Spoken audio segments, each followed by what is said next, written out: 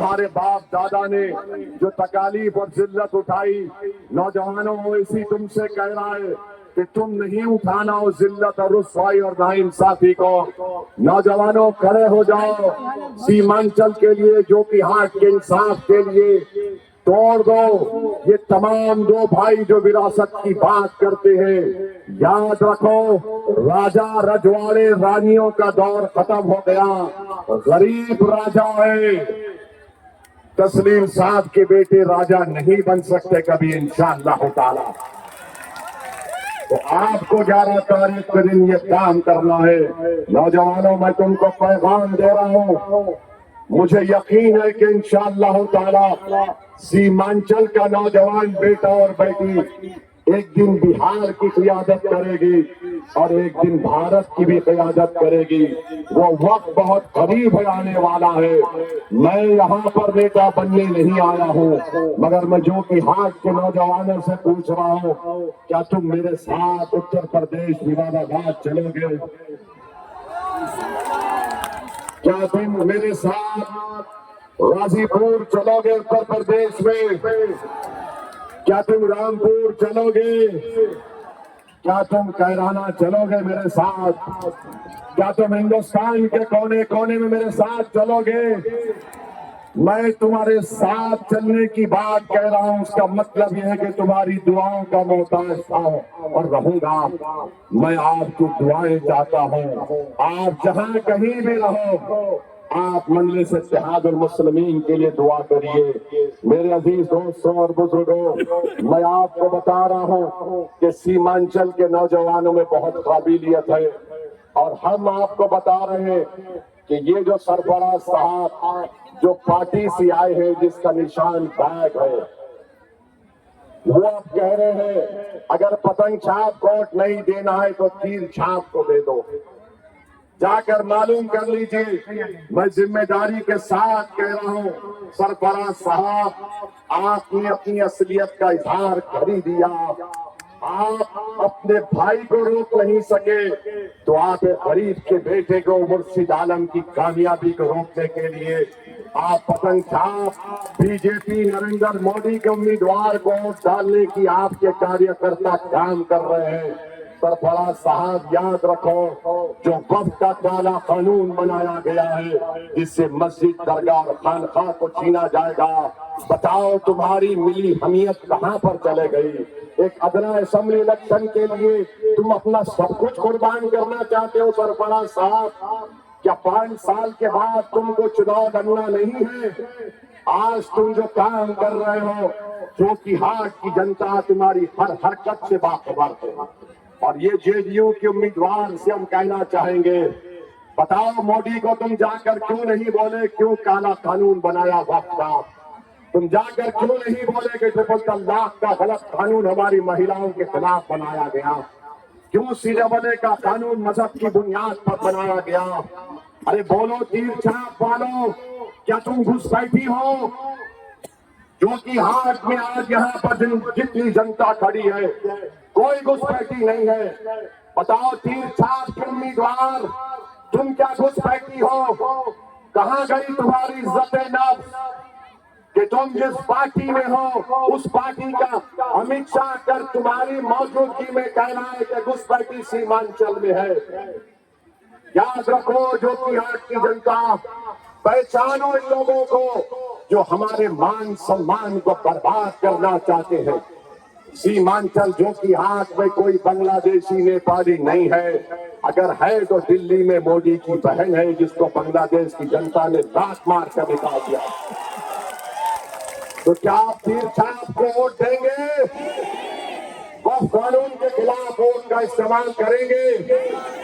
और फिर आ जाइए जनाब शाहनवाज साहब के बारे में। शाहनवाज साहब, इंशाअल्लाह ताला कुदरत तुम्हारा इंतजाम करेगी। तुमने गरीबों की को धोखा दिया। अरे तुमको कामयाब नहीं किया था, पतंग छाप को कामयाब किया था। सीमांचल के इंसाफ के लिए तुमको वोट दिया था। अरे तुम तो ऐसे आदमी हो, तुम्हारे बुरे वक्त में जब तुम हमारे सामने बैठकर आंसू बहा रहे थे, हमने तुम्हारा हाथ पकड़ा और तुम भूल गए। तुमने सत्ता के लालच में तुमने तेजस्वी की आगे दरी को बिछा दिया, अपने गर्दन को झुका दिया। अरे क्या तुमने इतना तुम गिर सकते हो? बताओ, 4 साल तेजस्वी उप मुख्यमंत्री था, कौन सा काम करवाया सीमांचल के लिए? और आज तेजस्वी के लोग की ताईद में अखिलेश यादव आता है। अखिलेश यादव क्या सीमांचल की मोहब्बत में आ रहा है? नहीं, वो यादववाद कर रहा है, वो यादव को जिताना चाहता है। और ओवैसी हैदराबाद से आया तो ये तमाम लोग बोलते हैदराबाद से क्यों आया? अरे मैं मुसलमान हिंदू के नाम पर सीमांचल कभी नहीं आया, मैं सीमांचल की जनता को इंसाफ दिलाने के लिए आया हूं और आता रहूंगा। मगर अखिलेश आ रहा है तेजस्वी यादव के लिए। सुनो, समझो मेरी बात को। 11 तारीख को गद्दारों को वोट मत दो। जो वक्त का कानून बनाए, जिसको आपको घुसपैठिया कह रहे हैं, उनको वोट मत दो। और जिसका निशान बैक का है, वो मोदी का मैनेजर था, जिसने 2012 से 14 तक मोदी को देश का प्रधानमंत्री बनाया। सरफराज साहब, क्या आप बिल्किस बानो से जाकर मिल सकते? क्या जकिया जाफरी की बेटी से मिल सकते? उस गुजरात के फसाद के बाद इन कैंपों में मैंने काम किया था। 40-30 दिन 18 डॉक्टर की टीम को ले जाकर 50 लाख की दवाएं ले जाकर हमने वहां पर खिदमत की। जिन तमाम लोग, इनको ना सीमांचल से मोहब्बत है, इनको ना आपकी नाइंसाफी के खात्मे से मोहब्बत है, ये सिर्फ अपनी जात के लिए वोट मांग रहे हैं। और वैसी आपके लिए, इंसाफ के लिए वोट मांग रहा है। मैं अपनी जात के लिए कभी नहीं मांगा, ना कभी मानूंगा। मैं आपसे अपील कर रहा हूं, जो कि हाथ की जनता, दो तरफ भाई है, एक बाप और एक माँ की औलाद, जो दोनों नहीं मिल सकते, वो सीमांचल को क्या जोड़ सकते हैं? बताओ, 2 भाई लड़ रहे हैं, हम वो सीमांचल को जोड़ने की बात कर रहे हैं। एक तरफ तीर छाप है, जो वक्त का कानून बना और आपको घुसपैठी कहता है। सीमांचल की बदहाली में जहां पर राजद कांग्रेस का हिस्सा है, वहीं पर मोदी और नीतीश कुमार का भी बहुत बड़ा रोल रहा है। तो हम आपसे अपील कर रहे हैं, 11 तारीख को मुर्शिद आलम को आप कामयाब करेंगे।